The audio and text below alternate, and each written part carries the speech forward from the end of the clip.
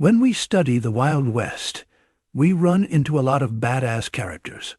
Peck Thomas, Billy the Kid, Jesse James, even the actors in Hollywood like John Wayne, Clint Eastwood, they're badasses. But one we haven't talked about, and could be, one of the most influential people of the Wild West, just got a new premiere on Paramount Plus.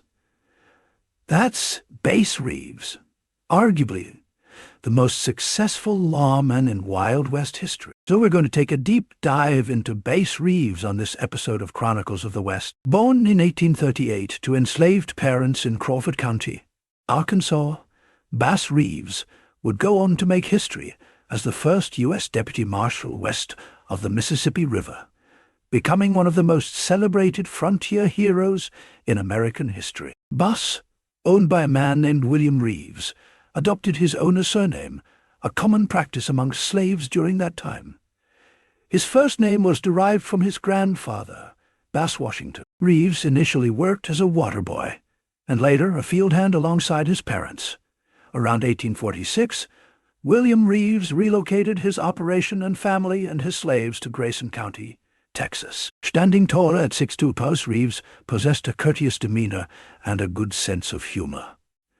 George Reeves, William's son, became his valet, bodyguard, and companion. When the Civil War began, Texas aligned itself with the Confederacy, and George took Bass with him. During the Civil War years, Bass separated from Reeves' family, with accounts suggesting it was due to his dispute in a card game, or his desire to escape after hearing about the freeing of slaves. Bass found refuge in Indian Territory, which is now Oklahoma, with the Seminole, Cherokee, and Creek Indians, learning their customs, languages, and tracking skills. He also honed his firearm skills, becoming a quick and accurate pistol shooter, although he considered himself only fair with a rifle, and was often barred from competitive turkey shoots. After being freed by the Emancipation Proclamation in 1863, Bass left Indian Territory,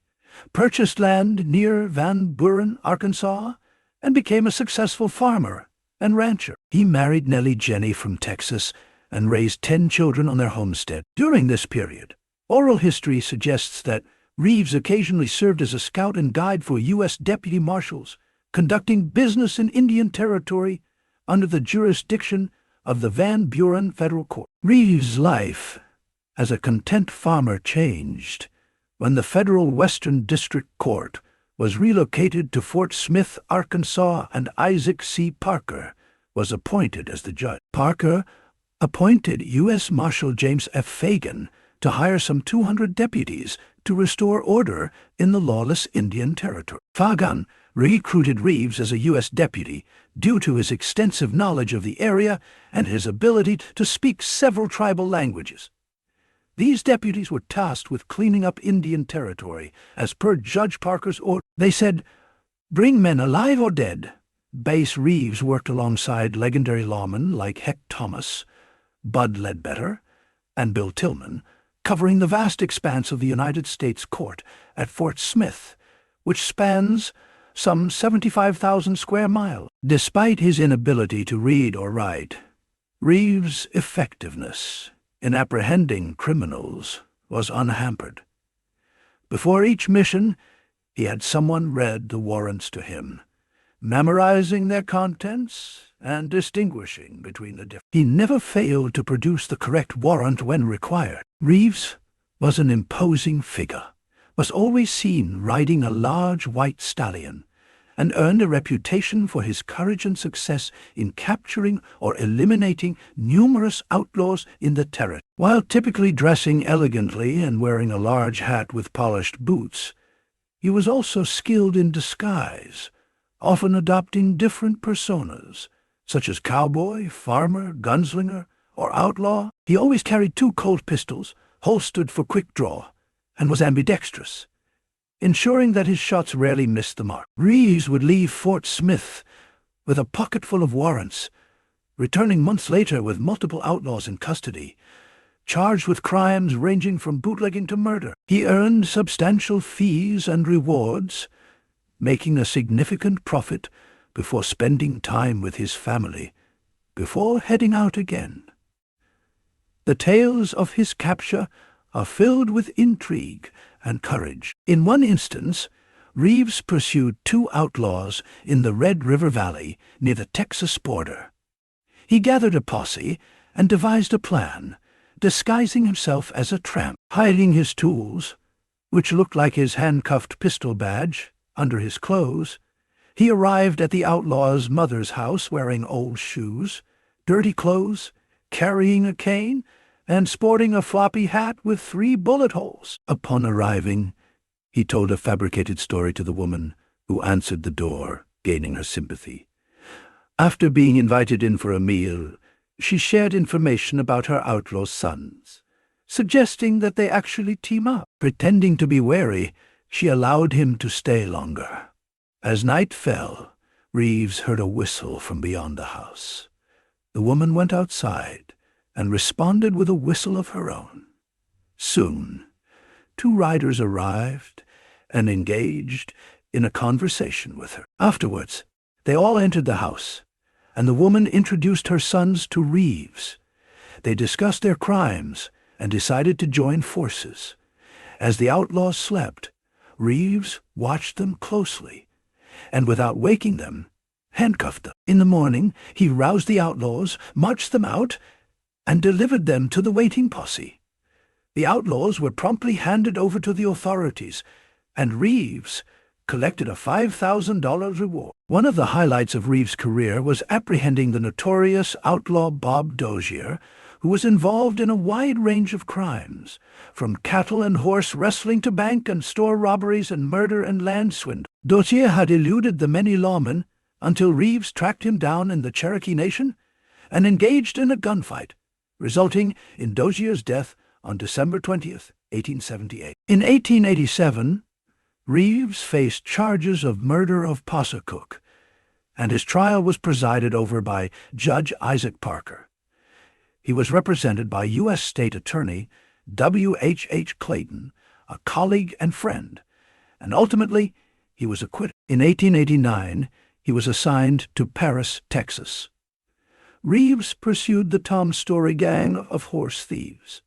He surprised Tom Story with an arrest warrant, but Story drew his gun, prompting Reeves to act swiftly and shoot him dead. The rest of the gang disbanded and disappeared. Reeves arrested the notorious Seminole outlaw Greenleaf in 1890, a fugitive who had been on the run for 18 years and had murdered 7 people. In the same year, he pursued the famous Cherokee outlaw Ned Christie, although Christie managed to evade capture despite Reeves and his posse burning down Christie's cabin. In 1896, Reeves' wife passed away in Fort Smith, Arkansas, and he was subsequently transferred to the Muskogee Federal Fort in Indian Territory. In 1900, he married again, this time to a woman named Wanya Sumter. One of the most challenging manhunts in Reeves' career was tracking down his own son in 1902. After delivering 2 prisoners to U.S. Marshals, Leo Bennett and Muskogee Okomo, Reeves received devastating news that his son, Benny, had been charged with murdering his wife in a fit of jealousy. Despite the reluctance of other deputies to accept the warrant, Reeves insisted on finding his son. 2 weeks later, he returned with his son, who was tried and sentenced to life in prison. After a petition by citizens displaying exemplary behavior in prison, Benny Reeves was eventually pardoned and lived the rest of his life as a model citizen. Throughout his career, Bass Reeves was known for his unflinching courage and commitment to duty, with a reputation for never showing fear under any circumstance. In 1907, state agencies took over law enforcement, ending Reeves' tenure as a deputy marshal. He then became a patrolman with the Muskogee, Oklahoma Police Department, where no crimes were reported on his beat during his 2-year service. Reeves' career came to an end in 1909 due to his diagnosis with Bright's disease. He passed away on January 12, 1910, and was buried in the agency cemetery at Muskogee, Oklahoma. although the exact location of the grave remains unmarked and on private property. Bass Reeves' obituary described him as an absolutely fearless and knowing no master but duty. Over his 35-year career as deputy marshal, he earned a well-deserved place in history for his effectiveness in taming the lawless Indian Territory, apprehending more than 3,000 outlaws, and ensuring justice was served. Despite taking the lives of 14 men during his service, Reeves maintained that he only shot when it was necessary to protect his life or to fulfill his duty.